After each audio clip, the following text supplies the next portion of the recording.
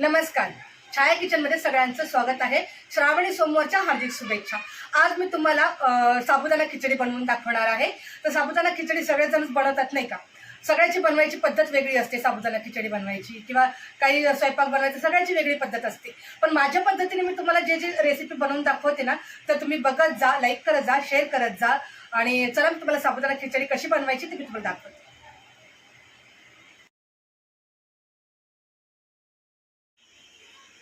साबुदाणा खिचडी बनवण्यासाठी हा साबुदाणा मी भिजवून घेतलेला आहे।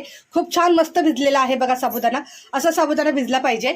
आणि हिरवी मिरची घेतलेली आहे, बटाटा उकडवून मी चिरून घेतलेला आहे, शेंगदाण्याचं कूट केलेलं आहे। एवढ्याच ह्याच्यामध्ये मी साबुदाणा खिचडी मस्तपैकी बनवणार आहे। इथे मी एक पातेलं गरम करायला ठेवलेलं आहे। त्याच्यात घालूया आपण तेल। तेल छान गरम झालेलं आहे, कारण त्याच्यामध्ये अगोदरच आपण पातेलं गरम करायला ठेवलं होतं। हा बटाटा जो उकडवलेला आहे तो ह्याच्यामध्ये घालून घेते मी।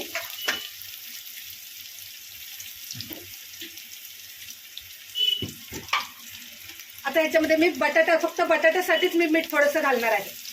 आणि बटाटा तेलामध्ये मीठ आणि तेल याच्यामध्ये छान असा मिक्स करून घेणार आहे। 2 मिनिटं फ्राय करणार आहे बटाटा।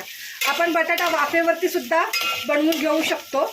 आपल्याला वाफेवर करायचं असेल तर बटाटा आपण तोही करू शकतो, पण मी बटाटा उकडवून घेतलेला आहे। हे बघा, तर आपलं 2 मिनिटं फक्त मी फ्राय करणार आहे।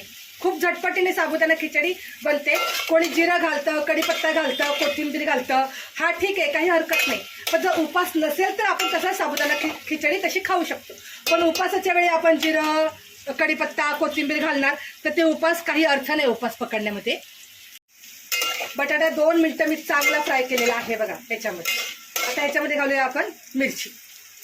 मिरची जास्त फ्राय नाही करायची, कच्ची मिरची ह्याच्यामध्ये थोडीशी आपण फ्राय करायची, ती खूप छान लागते। 2 मिनिटं अजून हे फ्राय करून घेऊया। 2 मिनिटं आपण मिरची सहित बटाटा पण छान फ्राय केलेला आहे हे बघा। आता ह्याच्यामध्ये घालूया आपण साबुदाणा। आमच्या दोघांचा उपास आहे, मिस्टरांचा आणि माझा। मुलांसाठी बनवलेली आहे डाळ खिचडी, पनीर फ्राय, सोयाबीन फ्राय। आता ते घालूया आपण। बटाट्यामध्ये ऑलरेडी मीठ घातलं होतं, तर साबुदाण्यासाठी थोडंसं हलकं मीठ घालायचं आहे आणि फ्राय करायला घ्यायचं। बघा किती झटपट आणि पटकन झाली की नाही आपली साबुदाणा खिचडी। तयारी करून ठेवली की पटकन सगळं जेवण बनतं आपलं। त्याच्यामध्ये घालते मी शेंगदाण्याचं कूट। आज मी मिक्सरला शेंगदाणे बारीक करून घेतलेत, नाही तर उकळामध्येच कुटत असते। तर हे पूर्ण मस्त साबुदाणा आपण भाजून घ्यायचा आहे छान व्यवस्थित।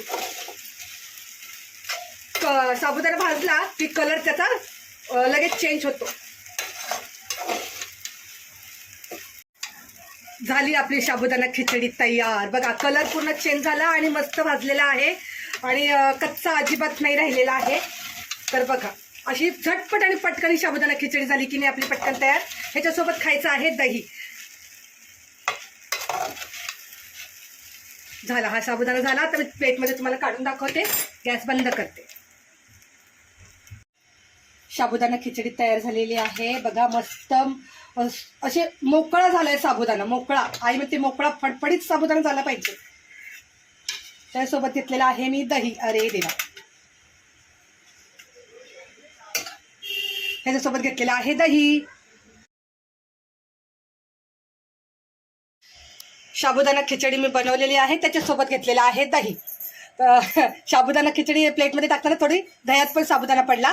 तर साबुदाणा खिचडीसोबत दही का खायचं? कारण साबुदाणा खाल्ल्याने गरम पडतं पोटामध्ये, म्हणून आपण त्याच्यासोबत दही खायचं, नाही तर केळी खायची। तर अशा प्रकारे मी साबुदाणा खिचडी बनवलेली आहे।